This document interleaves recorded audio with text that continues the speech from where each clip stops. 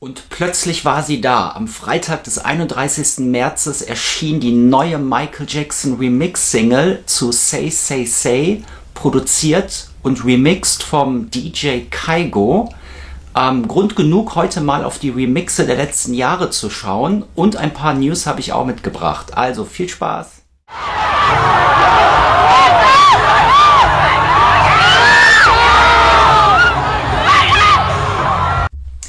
Achte Folge MJ Update, da sind wir wieder. Hi! Ja, was war da los? Am Freitag, dem 31. März, erschien eine neue Michael Jackson Remix-Single, und zwar zum 83er-Hit Say Say Say, ein Duett von Paul McCartney und Michael Jackson.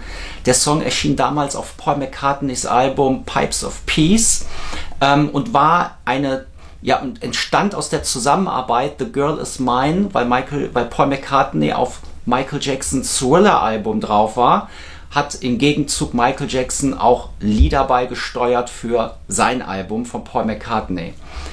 Ja, 83 war Say Say Say ein Riesenhit. Gerade hat ihn Star-DJ Kygo neu remixed, produziert, aufgelegt und ihn tauglich gemacht für die Dancefloors, für die Clubs, für die Festivals. Ich bin mir ziemlich sicher, wenn der irgendwo läuft, wird der schon ziemlich abgehen. Ja, und der erschien am 31. März auf allen Streaming-Portalen, überall zu hören. Ich habe den hier sicherlich auch irgendwo verlinkt. Hört mal rein, falls ihr ihn noch nicht kennt. Ich finde ihn recht gut. Der ist auch hier und da gechartet. Also ich habe überall so ein bisschen was verfolgt. Top 10, Platz 20 in den US Dance Charts, war glaube ich auf Platz 16 letzte Woche. Wir sind jetzt noch recht aktuell dran. Wahrscheinlich kommen da jetzt noch ein paar aktuellere Chartplatzierungen. Ja, das nehme ich heute nochmal zum Anlass, auf die Remixe mit DJs auf die letzten Jahre zu blicken. Wer hat da was erschienen? Welche Remixe von bekannten Michael Jackson Songs wurden neu aufgelegt und haben uns begleitet? Da ist ja ziemlich viel erschienen. Was war gut, was war schlecht? Das ist natürlich immer subjektiv. Der eine findet das gut, der andere findet das schlecht. Hier gibt es auch mal meinen Blick darauf. Ich habe hier natürlich ein paar schlaue Zettel vorbereitet, weil alle Namen, weiß ich nicht, ob ich die alle richtig aussprechen werde. DJs haben ja auch schon mal kryptische Namen oder Produzenten. Ich versuche es auf jeden Fall. Ja, fangen wir mit der aktuellen Version an. Also Say Say Say. Hier habe ich nochmal die Single aus dem Jahre 83. Kygo ist ein skandinavischer DJ, der ist so, weiß ich nicht, so Mitte 20. Und im Zuge der Say Say Say Veröffentlichung hat Kygo auch noch eine offizielle Stellungnahme auf seiner Homepage zum Release der Single veröffentlicht, die übrigens nur als Digital-Single erschien, nicht als haptische 12-Inch Vinyl-Single oder Maxi-CD. Er hat auf jeden Fall geschrieben: Ich bin absolut geehrt, an einem Song zu arbeiten, der von zwei der größten Musiklegenden aller Zeiten stammt. Und er schreibt weiter: Paul McCartney und Michael Jackson bedeuten mir als Künstler so viel, und ich höre ihre Musik ja seit meiner Kindheit. Das hat er auf seinen offiziellen Social-Media-Kanälen verlauten lassen. Ja, warum? Was mich ein bisschen verwundert hat, euch vielleicht auch, der Song erschien ohne Großankündigung und ohne Promotion. Noch nicht mal die offiziellen Michael Jackson-Kanäle, Social-Media-Kanäle haben irgendwas darüber gepostet. Ich habe eben nochmal nachgeschaut, ich habe eigentlich bis heute nichts gefunden. Der Song ist jetzt seit 2 Wochen draußen. Irgendwie ist man da sehr zurückhaltend. Ja, was bedeutet das? Da erscheint ein offizieller Michael Jackson Song, wird von einem aktuellen Star-DJ veröffentlicht, und die offiziellen Michael Jackson Kanäle, der offizielle Michael Jackson Estate, spricht nicht darüber. Das ist wieder so ein Fragezeichen, wo man sich fragt, was soll das, warum? Normalerweise wird auf den Social-Media-Kanälen jedes Bild, das irgendwer gemalt hat, gehypt, irgendwelche YouTuber oder TikToker, die irgendwelche Michael Jackson-Tänze vorführen, werden gehypt. Oder es wird ein Blick in die Geschichte mit Fehlauskünften veröffentlicht. Aber wenn ein aktueller Remix erscheint, wird da gar nichts drüber gezeigt. Also ich verstehe es nicht. Kygo mixt Say Say Say, allerdings ohne Promotion seitens des Michael Jackson Estates.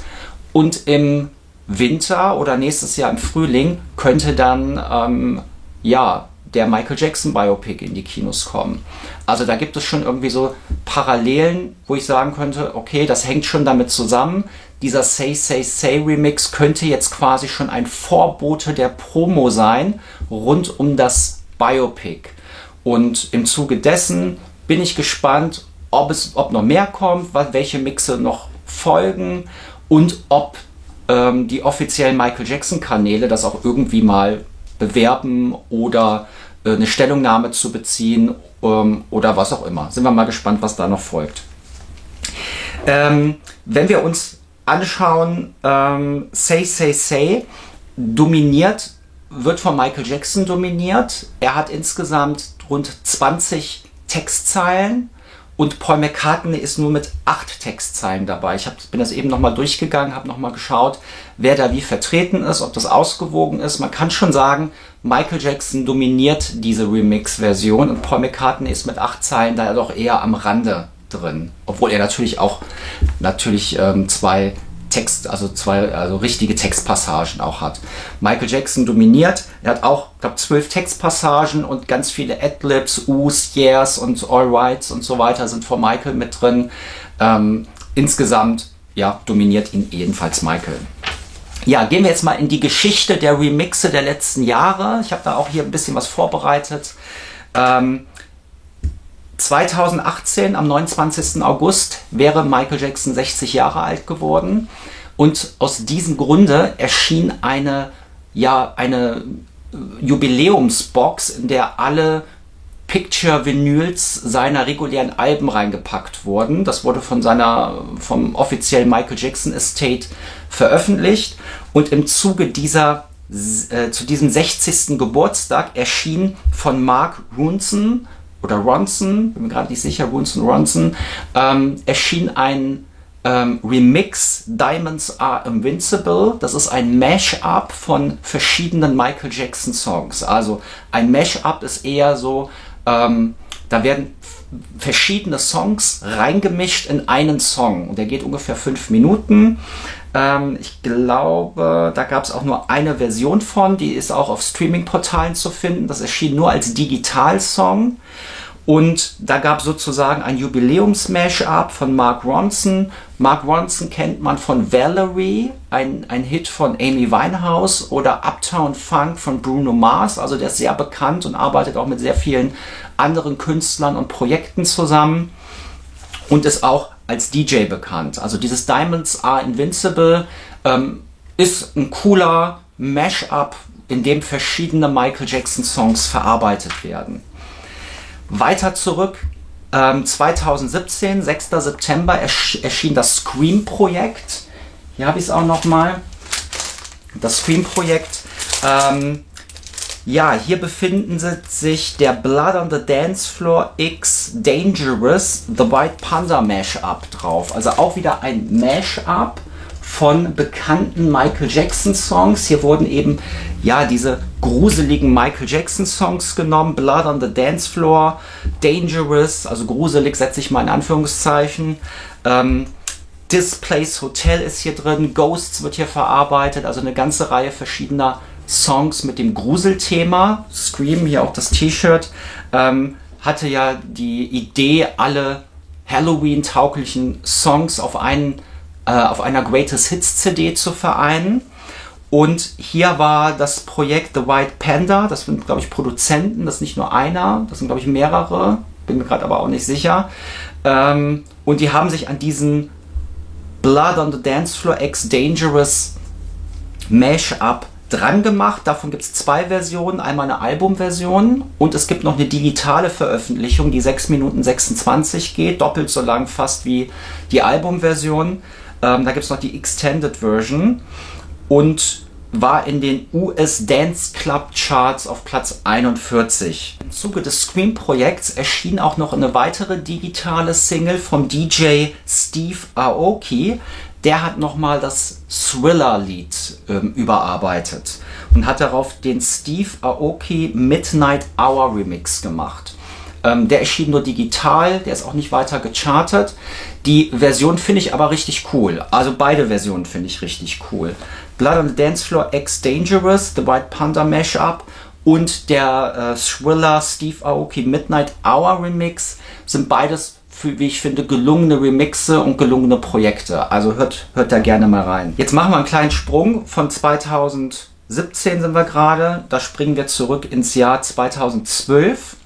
Da erschien das Bad 25 Projekt und im Zuge des Bad 25 Projekts erschienen auch eine ganze Reihe Remixe, und zwar mit Erscheinen des Albums Bad 25 hat Nero, das ist ein britisches Elektroband-Projekt, haben sich an Speed Demon rangewagt und wie ich finde nicht gut. Also das ist eher eine verhunzte Version. Mir gefällt die überhaupt nicht. Erschien auch nur auf dem Album. Mir ist nicht bekannt, dass das irgendwo als Single erschien. Da gibt es verschiedene. Da gibt es einmal den Afrojack Remix featuring Pitbull und DJ Buddha Edit. Die sind da alle mit drin. Da gibt es dann noch The Dairy Mix und den Club Mix. Der Club Mix ist letztendlich auch auf dem Album drauf und auch der erste Afrojack Remix ist auch auf dem Album drauf und der Dairy Mix erschien nur digital, wenn ich das jetzt richtig hier aufgeschrieben habe. Ich gucke nochmal nach. Genau. Der DJ Buddha Edit und der Afrojack Club Mix sind hier drauf und der The Dairy Mix, der ist hier nicht drauf. Also 3 Remixe erschienen. Und für meinen Geschmack muss ich wirklich sagen, gefallen mir alle diese Remixe überhaupt nicht. Also ich finde die überproduziert, too much, die sind drüber und die haben einfach gar nichts mehr mit Michael Jackson zu tun. Also wenn der Gedanke war, hier Songs einer jüngeren Generation zu präsentieren, weiß ich nicht, kommentiert mal, wenn ihr jünger seid, haben euch diese Remixe gefallen? Gefallen die euch? Ich weiß es nicht, also mir gefallen die nicht. Also ich kenne natürlich auch die Originalversion sehr gut, habe die rauf und runter gehört mein Leben lang, aber mit diesen Remixen kann ich überhaupt nichts anfangen, die auf diesem Bad-Projekt drauf sind. Bad 25 Projekt. Gechartet ist die Afrojack Remix DJ Buddha Edit Version in einigen Ländern. In den US Dance Club Charts bis auf Platz 18, in Japan sogar bis auf Platz 6 und Österreich habe ich noch rausgefunden auf Platz 45 der Single Charts. Und die erschien auch ausschließlich digital, also es gibt keine Single dazu. Es gab wohl eine Bonus-CD in den HMV Exclusive Stores oder man konnte da was bestellen, aber die habe ich noch nicht gesehen. So, machen wir einen Sprung zum 18. November 2011. Da erschien gleich ein ganzes CD-Projekt und zwar Immortal. Das ist eine Cirque du Soleil Show. Die ging damals auch auf Welttournee. Die war auch in allen größeren Arenen dieser Welt zu sehen. Und dazu erschien dieser Soundtrack. Und der Soundtrack beinhaltet sehr gut produzierte Remixe von bekannten Michael Jackson Songs. Da gibt es eine Single-CD und eine Doppel-CD. Und hier hat sich der DJ Kevin Antunes dran gewagt. Das ist jemand, der auch die Cirque du Soleil Show, aber auch die aktuelle Las Vegas Show von Michael Jackson, The One, musikalisch begleitet hat. Und er hat die ganzen Sachen gemixt, produziert, neu abgemischt. Kevin Antunes hat auch verschiedene Tourneen von Madonna, Madame X Tour von 2020, 2019 war das ungefähr, vor Corona, hat er produziert und musikalisch begleitet, aber auch Shakiras El Dorado World Tour von 2018. Ansonsten ist er eher im Hintergrund und arbeitet auch sehr viel für den Cirque du Soleil zusammen. Also es ist ein sehr gutes Projekt. Und die lohnen sich auf jeden Fall, die CDs und auch die Versionen finde ich sehr gut, sind sehr gelungen. Ja, 2009 erschienen noch Remixe mit alten Motown-Songs. Da gab es einmal die The Remix Suite, erschien am 17. Oktober 2009 und da ist eine ganze Palette an DJs drauf. Also das geht über David Morales, Benny Blanco, Paul Oakenfold, Dallas Austin, The Neptunes, DJ Cassidy, Also eine ganze Reihe, auch Steve Aoki, der eben schon diesen Thriller-Remix gemacht hat, ist hier mit drauf. Also eine ganze Reihe hochkarätiger, zeitgenössischer DJs haben sich hier nochmal an aktuelle Versionen von Michael Jackson Songs aus den 70ern gewagt. Hier habe ich die CD, die bei uns erhältlich war. Es gibt wohl 5 verschiedene Versionen hiervon. Eine US-Ausgabe, eine UK, eine australische, eine Japan und eine EP. Das ist, glaube ich, die, kann ich jetzt gar nicht genau sagen, ich glaube die UK Edition ist das, die auch hier bei uns erschien. Beinhaltet 12 Remixe. Insgesamt gibt es, ich glaube 16 waren es, die es da in den unterschiedlichen Versionen gab. Und ist auch eine gelungene Version, da sind gute Remixe drauf. Lohnt sich da mal reinzuschauen. Dann gibt es noch hier direkt daneben The Striped Mixes. Das hat Tom Rowland und Neil Citron, ist ein kanadischer Gitarrist, wenn ich das richtig recherchiert habe, haben die Remixe gemastert und produziert. The Stripe Mixes erschien am 7. Juli 2009 und das war wohl schon stand schon in den Startlöchern, auch bevor Michael Jackson, als Michael Jackson noch lebte. Also das wäre wohl so oder so rausgekommen. Und das ist eher ein Akustikalbum. Also die Songs des Stripe Mixes bedeutet, dass die Songs eher akustisch aufpoliert werden, sodass sie sich mehr akustisch anhören. Also mehr Gitarrensound, das macht dann auch Sinn, Neil Citron als Gitarrist da mit rein zu haben, weil der sich sicherlich auch für diesen Akustik-Touch gesorgt hat. Also das sind also ich finde, das sind gute Remixe. Also ich bin nicht immer ein Freund von Remixen, gerade wenn die so überproduziert sind. Daher gefallen mir die aus dem Bad 25 Projekt auch weniger. Aber hier die Versionen, die hier auf CD erschienen sind, Immortal, The Remix Suite und die Stripe Mixes, das sind schon Sachen, die man sich anhören kann. Die gefallen mir sehr gut. Ja, und jetzt mache ich den Bogen zu Thriller 25. Hier haben wir das, Thriller 25. Erschien ein Jubiläum, das vor Thriller 40 gefeiert wurde. Und hier befinden sich natürlich auch einige neue Versionen drauf, Remixe, an denen Michael Jackson auch noch selbst mitgearbeitet hat. Also 5 Remixe sind hier drauf. The Girl Is Mine 2008, PYT 2008, Wanna Be Starting Something 2008, Beat It 2008 und Billie Jean 2008. Michael Jackson hat an allen Projekten mitgearbeitet. Mit ihm zusammen hat hier will.i.am maßgeblich mitgearbeitet. Der war bei The Girl Is Mine, PYT und Beat It der ausführende Produzent und Remixer. Bei Wanna Be Starting Something war es Akon und bei Billie Jean Kanye West. Und ja, also hochkarätig produziert, auch von Michael Jackson freigegeben und ein Projekt, das eben auch mit Michael Jackson entstand und entwickelt wurde. Und da gehe ich dann auch so weit mit, weil Michael Jacksons Visionen hier mit drin sind und die Songs sind nicht so überproduziert wie auf Bad 25, die 3 Remixe. Ja, was ist dazu noch zu sagen? Hier singt auch will.i.am ist zu hören, Akon, Kanye West, Fergie ist auf Beat It mit drauf. Ich weiß, Beat It 2008 mit Fergie wird von vielen verrissen. Das gefällt vielen nicht so gut. Also ich mochte die Version immer. Also ich stehe da auch hinter. Ich höre mir die immer noch gerne an. Auch die anderen Remixe sind jetzt auch nicht meine Lieblings. Die Billie Jean Version höre ich mir jetzt eher nicht so oft an. Auch Wanna Be Starting Something. Also das sind jetzt nicht so meine Lieblingssongs, aber wenn ich sage, wenn es Remixe gibt, wo ich sage, die höre ich mir gerne an, da sind die Remixe aus Thriller 25 sicherlich auch Remixe, die ich mir gerne anhöre, die dazu gehören, die man sich auch anhören kann, weil eben Michael Jackson damals noch mit daran gearbeitet hat. Und es gibt auch diese Aufnahme von Michael Jackson in Irland in einem Tonstudio, da sitzt er zusammen mit will.i.am. Und da kommt jemand von Access Hollywood, das ist ein amerikanisches Promi-Magazin. Und da gibt Michael Jackson eines seiner wenigen Interviews in den Nullerjahren, wo er halt über diese Arbeit an Thriller 25 etwas erzählt. Und dieses ganze Projekt ist für mich auch abgerundet ein sehr gutes Projekt, das damals entstanden ist und gehört letztendlich auch zu einem der letzten Projekte, die von Michael Jackson unter seiner Leitung auch noch realisiert wurden.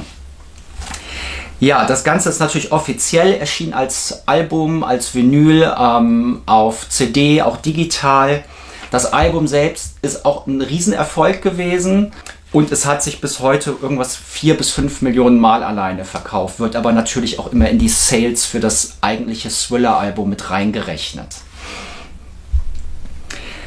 Ja, und die einzelnen Singles, The Girl Is Mine 2008 war in UK auf Platz 32 und die Wanna Be Starting Something 2008 mit Aiken zusammen war in den US Dance Hot Charts auf Platz 2 sogar. Also das war da schon ein richtiger Hit und war richtig erfolgreich. Ja, das waren die Remixe von Michael Jackson, von angesagten DJs, Produzenten der letzten, ich sag mal, 15 Jahre. Mit Thriller 25 endet das Ganze. Ja, und schreibt mal in die Kommentare, ob es Remixe aus dieser Zeit gibt, die euch gefallen, die euch nicht gefallen. Was denkt ihr darüber, wenn Michael Jackson Songs geremixed werden? Seid ihr da pro, contra? Und wie gefällt euch Say Say Say in dieser neuen Kygo-Version? Und glaubt ihr auch, das hat was mit dem Biopic zu tun? Und ja, was denkt ihr darüber, dass der Michael Jackson Estate da so zurückhaltend ist? So, und zum Abschluss gibt es noch 2 News, die ich mitgebracht habe. Neben der Single, die ich ja jetzt schon ausgiebig besprochen habe, gibt es noch eine Meldung von Just Blaze. Das ist ein US-Rapper und Produzent. Der hat damals 2000 ungefähr, war das, als Michael Jackson in den Invincible Sessions stand, an Jay-Z's Album gearbeitet. Und es gibt ja eine Version von Michael Jackson zusammen mit Jay-Z an seinem Song Girls, Girls, Girls. Und die Version ist auch auf YouTube zu finden. Ob das alles so offiziell ist, weiß man nicht. Also offiziell hochgeladen ist es auf jeden Fall nicht. Das hat illegal seinen Weg auf YouTube gefunden. Aber schon seit 15 Jahren bestimmt, schon Mitte der 2000er Jahren habe ich das wahrgenommen. Aber Just Blaze hat diese Version immer für, ja, irgendwie nicht offiziell gehalten.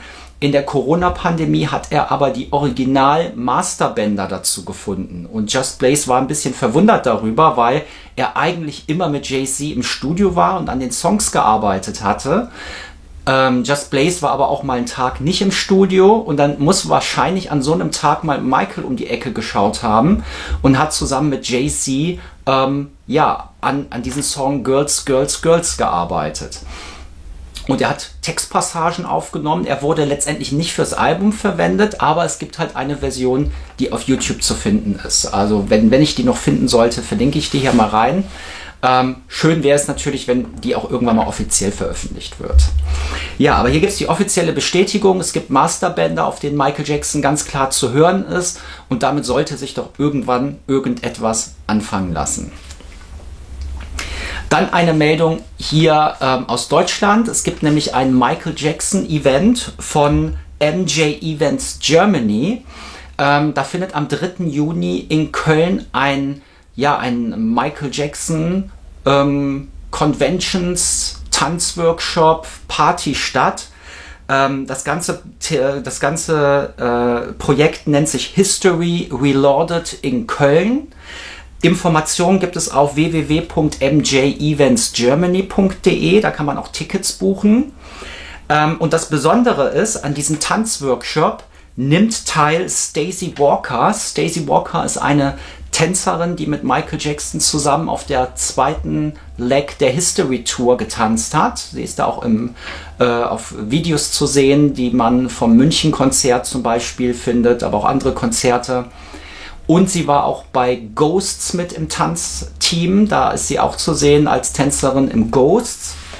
Ja, und Stacey Walker wird in Köln im Rahmen der History Reloaded Party-Veranstaltung 2 Tanzworkshops gehen. Einmal gibt sie einen Tanzworkshop zu für Anfänger und einmal für Erweiterte, also für erfahrene Tänzer. Im Anfänger-Workshop geht es um den Drill, They Don't Care About Us, den wir aus This Is It kennen. Da war sie nämlich auch mit dabei. Das heißt, sie wäre auch als Tänzerin und Choreografin im This Is It Projekt hat sie mitgearbeitet. Und für Anfänger wird der Drill geübt und für Erfahrene gibt es wohl Tanzmoves aus den Ghosts und Too Bad Video. Und im Rahmen der gesamten Veranstaltung gibt es auch eine Party, es gibt ein Q&A, Fragen-Antworten-Runde mit Stacey Walker und es wird zugeschaltet Lavelle Smith, der wird auch zugeschaltet, den man dann auch fragen kann, der ist nicht vor Ort, der wird digital zugeschaltet und es gibt ganz unterschiedliche Ticketpakete, ich habe eben mal reingeschaut, es gibt das Party, es gibt wohl abends auch so eine Partyveranstaltung, das Ticket kostet 24,95 €. Und die Workshop-Tickets, die fangen bei 59 € an für das Anfängerpaket mit Stacey Walker. Und die anderen, und dann gibt es noch verschiedene Package, wo beide Pakete mit drin sind. Und das teuerste liegt bei 177 €. Da ist denn alles mit drin. Außer, so wie ich das verstanden habe, das Party-Ticket muss man sich immer noch extra dazu buchen. Ja, wenn euch das interessiert, www.mjeventsgermany.de findet am 3. Juni hier in Köln statt. Ich habe leider nicht rausfinden können, wo das hier in Köln stattfindet. Aber vielleicht kriege ich das ja noch raus, wenn ich hier die Nachbearbeitung mache. Dann schreibe ich das hier sicherlich auch irgendwo rein. Ja, das sind die News. Damit ist die heutige Folge am Ende. Schaut auch mal bitte in den Kanal rein. Es gibt den Community-Feed, wo ich auch immer spannende Quizfragen stelle oder Umfragen mache oder auch euch etwas teile, wenn ich an neuen Folgen arbeite. Und wenn ihr den Kanal noch nicht abonniert habt, bitte abonnieren. Ich freue mich darüber. Und wir sehen uns beim nächsten Mal bei der 9. Folge. Also macht's gut, alles Gute und einen schönen Frühling wünsche ich euch.